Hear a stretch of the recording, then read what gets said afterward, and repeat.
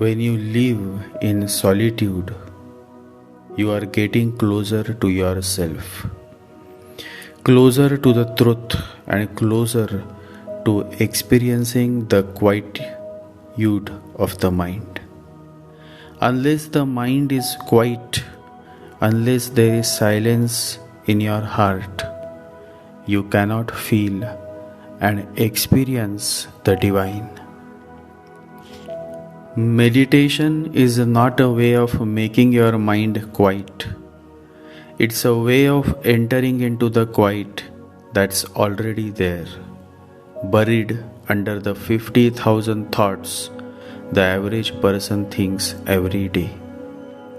In solitude, you are able to enter into the quiet, and in the quietude of the mind, you are able to find the answers that you seek. Solitude is the place of purification. Every place of worship, temple, mosque, church, or monastery is to help you find solitude. The more powerful and original a mind, the more it will incline towards the religion of solitude. Through solitude, you experience the quietude of mind. The quieter you become, the more you can hear. Listen to yourself, and in that quietude, you might hear the voice of God. When you rise above the self, solitude is experienced. When you are stuck in the self, then loneliness is experienced. Self-centeredness feeds your ego, and ego drags you into loneliness. Drop the self, and you will never feel lonely. Solitude is the positive expression, while loneliness is the negative expression. Loneliness is a materialistic perspective. Solitude is a spiritual perspective. The situation is the same, but the perspectives are different. Loneliness expresses the pain of being alone, and solitude expresses the glory of being alone. You can experience the divine only through the state of quietude. Many seekers visit monasteries for spiritual guidance. In one such a monastery lived a young boy, and his name was Toyo. He was just 10 years old. Every day he would observe many seekers coming to the master to ask for help, for methods, for techniques and guidance. He also became attracted, so one day he also came in the morning in the same way a seeker comes to a Zen master. With deep reverence, he bowed down 7 times. The master started laughing and said, "What has happened to this boy?" And then he sat in the way seekers should sit before a Zen master. Then he waited as seekers should wait for the master to ask, "Why have you come?" The master asked, "Toyo, why have you come?" So Toyo bowed down and said, "Master, I have come in search of truth. What shall I do? How should I practice?" The master knew that this boy was simply imitating, because everybody he heard came and asked the same questions. So just jokingly, the master said, "Toyo, you go and meditate. 2 hands clapping can create a sound. What is the sound of 1 hand clapping?" Toyo bowed down 7 times again, went back to his room, started meditating.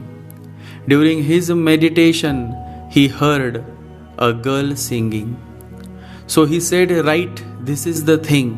He came immediately, bowed down, The master was laughing. He said, "Did you meditate, Toyo?" He said, "Yes, sir, and I have found it. It is like a girl singing." The master said, "No, this is wrong. Go back and meditate." So he went again, meditated for 3 days. Then he heard the sound of water dripping. So he said, "Right now, this is the thing. I have got it." He came again. The master asked. He said, "The sound of water dripping." The master said, "Toyo, that too is not it. Go back and meditate." So he meditated for 3 months. Then he heard locusts in the tree. So he said, "Yes, I have got it." He came again and said, "Yes, I meditated and I heard the sound of locusts in the tree." The master said, "No, this too is not right." And so on and so on. 1 year passed. Then for 1 year continuously he was not seen. The master became anxious. What happened to the boy? He has not come. So he went to find him.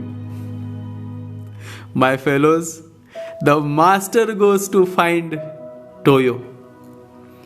The boy was sitting under a tree, silent, his body vibrating to some unknown sound, his body dancing a very gentle dance, as if just moving with the breeze.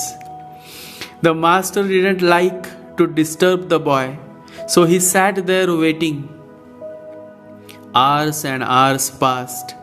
When the sun was setting and it was evening, the master said, "Toyo." The boy opened his eyes and he said, "This is it." And the master said, "Yes, you have got it."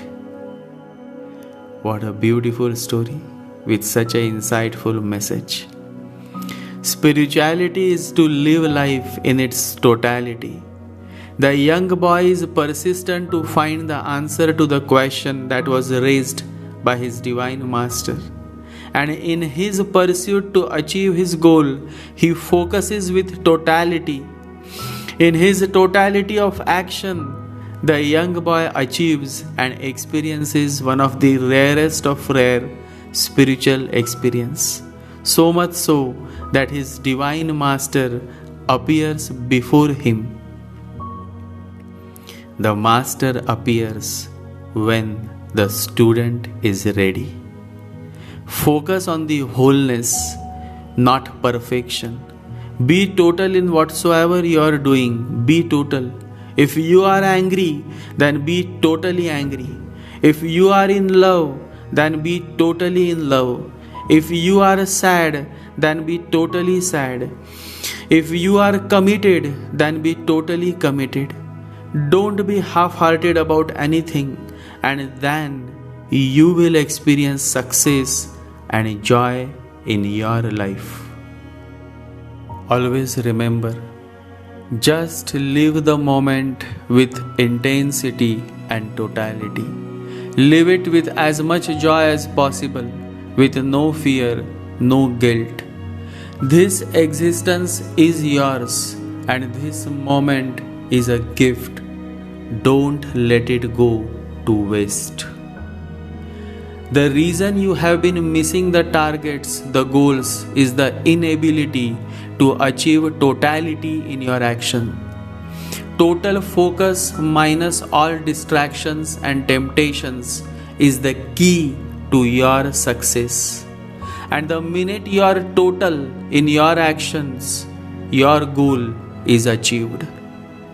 Just be total in everything that you are doing, giving your 100%. It doesn't matter what you do, whether you are tailoring clothes or polishing shoes, or cooking food or working on a new design for the most advanced spacecraft, or coding for developing a software, or simply cleaning the floor or doing the dishes. Just ensure you are totally engrossed in it. Just the way the young boy, Toyo, got totally engrossed in his act of meditation to achieve his goal, his answer to the question raised by his master. Always remember, God is inexhaustibly attainable in the totality of our action. If the Supreme God, the Divine, is attainable in the totality of our action, how difficult it would be for you to achieve your goals in this material world. How difficult. The moment you start focusing on your goals with the totality of your actions, everything will start happening the way you had wished for. The secret to achieving your goal is to focus on doing every task with totality. Always remember, there is nothing from outside. Try to understand that all is in you. You are the storehouse of your totality. The ancient Vedas tell us, if we sow goodness, we will reap goodness. If we sow evil, we will reap evil. Karma refers to the totality of our actions and their reactions in this and previous lives, all of which determines our future. The job is immaterial. If you do any work or any act with your whole heart, then you are total. The focus is that doing it with totality, which is the only way to transform the act into meditation and to transform the doing into a beautiful prayer. The divine that we seek is found in the solitude of the mind.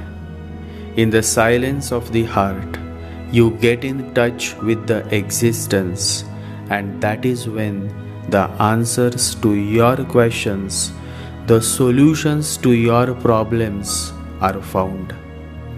Meditation happens when you reconnect with the inner sanctuary and silence of the soul.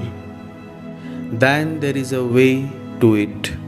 Then life is no more a problem, but a mystery that can be lived. It can be known by living it. It is not a problem, it's a challenge. Then life is not a question, it's an adventure. Live life in its totality, and living in the world, don't be of it. Live in the world like a lotus flower in water.